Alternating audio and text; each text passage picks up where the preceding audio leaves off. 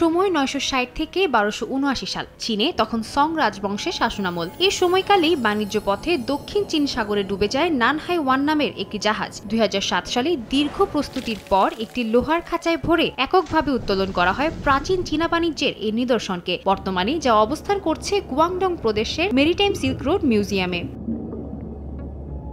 এই জাদুঘরটি চীনের প্রথম পানির নিচে পাওয়া প্রত্নতত্ত্ব ভিত্তিক জাদুঘর হিসেবে পরিচিত। এখানে নানহাই ওয়ান থেকে প্রাপ্ত নিদর্শনের খনন, সংরক্ষণ, গবেষণা ও প্রদর্শনের কাজ পরিচালিত হচ্ছে। কর্তৃপক্ষ বলছে, এই পদ্ধতিতে প্রত্নতাত্ত্বিক গবেষণার উপযোগী পরিবেশ নিশ্চিত করা সম্ভব হয়েছে।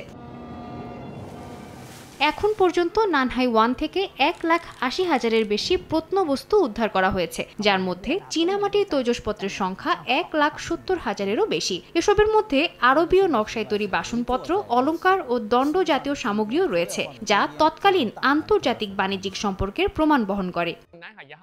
নানহাই ওয়ানের অনেক চীনামাটির জিনিসপত্রে বিদেশি স্টাইলের ব্যবহার রয়েছে। এর একটি উদাহরণ হলো ইউআর, যা স্পষ্টতই আরব স্টাইলের।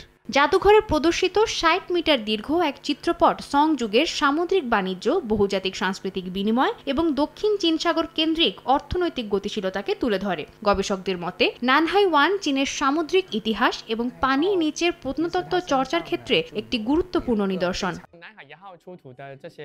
সাদিয়া তাসনিম, সময় সংবাদ।